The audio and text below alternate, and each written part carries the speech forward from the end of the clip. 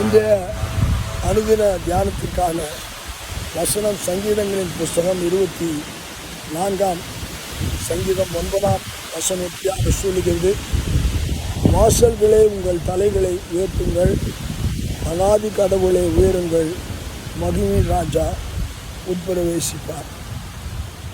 Lift up your heads, O ye gates, and lift them up, ye everlasting doors, and the King of glory shall come in you.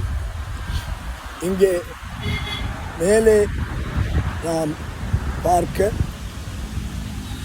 நாம் உயர்த்த அழைக்கப்பட்டிருக்கிறோம். Look up and rise அப். ஆண்டவரை நாம் பார்க்கிறது மட்டுமல்ல, அவரை பார்க்க நாம் அவரை உயர்த்த அழைக்கப்பட்டிருக்கிறோம். அதைத்தான் இங்கே சங்கீதக்காரர் 24:9 சொல்லுகிறான்.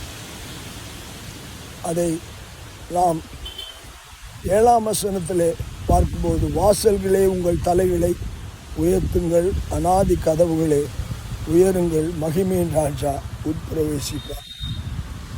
நம்முடைய வாழ்க்கையில் ஆண்டவர் உட்பிரவேசிப்பதற்கு ஆண்டவரை உயர்த்த வேண்டும். அவர் நமக்குள்ளாய் பிரவேசிக்கத்தக்கதாக நம்முடைய இருதயங்களை அவருக்கு முன்பாக உயர்த்தி, ஆண்டவரே நீர் எங்களுக்காக, ஆண்டவரே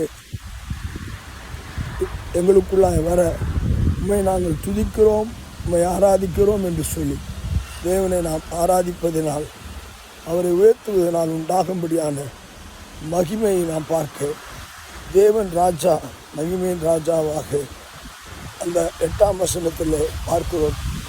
பராக்கிரமம் உள்ள கர்த்தர், யுத்தத்தில் பராக்கிரமசாலியான கர்த்தர், அவர் நமக்குள்ளாய் உள்ளே வரத்தக்கதாக, நமக்குள்ளாய் கிரியை செய்யத்தக்கதாக 9ஆம் வசனம் தான் அதை தான் சொல்லி, வாசல்களே உங்கள் தலைகளை உயர்த்துங்கள், அநாதி கதவுகளே உயருங்கள், மகிமையின் ராஜா உட்பிரவேசிப்பார்.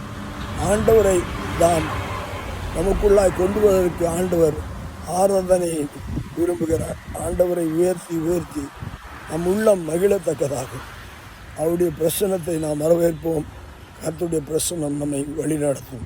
இயேசுவின் கரங்களிலே நாம் நம்மை அவரிடத்திலே கொடுத்து உயர்த்துவோம். வாருங்கள்.